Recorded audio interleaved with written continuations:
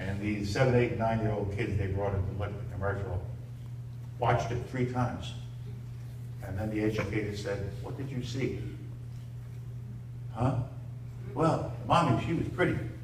And I liked, she was there making dinner. What else did you see?" "The daddy was napping. My daddy naps a lot too." "What else did you see?" "The little girl was so pretty. She had a lovely dress. I wish I had a dress like that." "What else did you see?" Nothing. These kids saw nothing because they had not been taught to hate yet. What we have to do in this country is to make sure that the new generations coming along are not taught to hate. Cheerios would never have shown a commercial like that 20 years ago. They couldn't have taken the heat. But now you see those kinds of mixed race commercials all over television. You see gender irrelevant commercials all over television. So the country is changing, it's changing for the better. I have a little 8-year-old grandson, PJ, live in Loudoun County, Virginia, go to school. He came home the other day and said to, he's very fair-skinned, he came home the other day and said to about his mother, my sister, my aunt, my daughter, Mommy, is it true? Is it true? What, PJ, what true? And he looks very disturbed. And so Ann gets worried. Mommy, I don't know, is it true? And she said, PJ, what true? Mommy, am I black?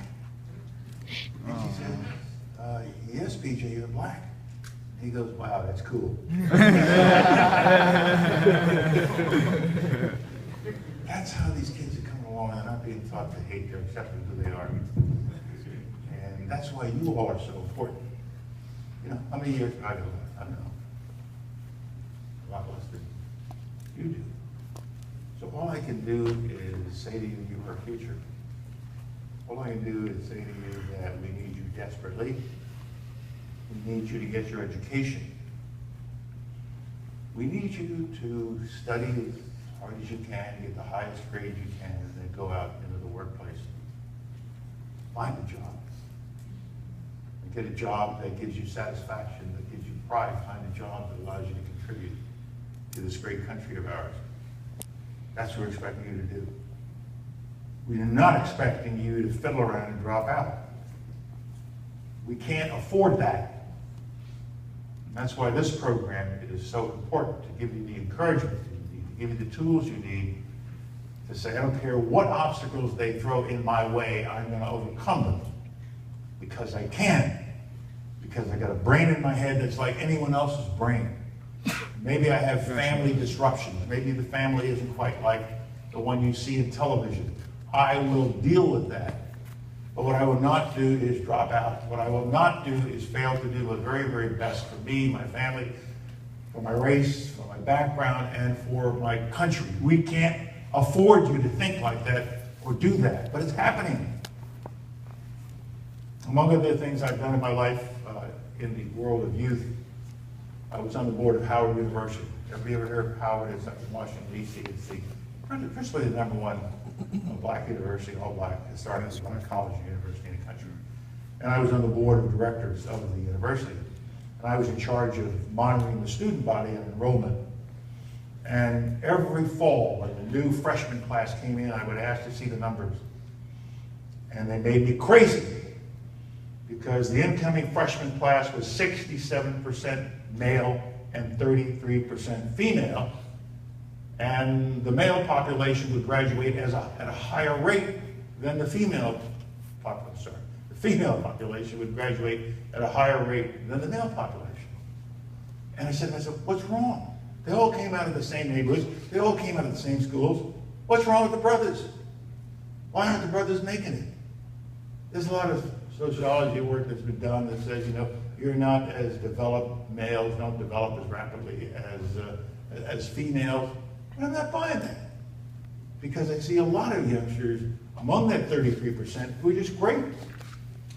I work with lots of programs where the young men in those programs are doing splendidly.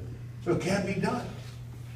But it only can be done if you believe in yourself, if you work hard, if you get your education, if you then enter the workplace. And here's the other thing that you have to do that may be a little controversial. You've got to form families. Too many of our young minority children are being born outside of marriage.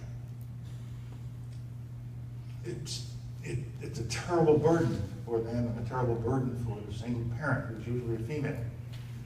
I went to a Cristo Rey school not too long ago, and Hispanic and Black, and asked the sisters and the priests who were running it, what's the percentage of children that are in single family female, single parent female households? And the answer was 82%. I said, and how many of those females are grandparents, grandmothers? And the answer was 27%. So we're asking grandmothers to do the job that parents are supposed to do. And you all have to fix this by not being so promiscuous, by not being so loose with relationships, that we're bringing babies into the world that you ain't prepared to take care of.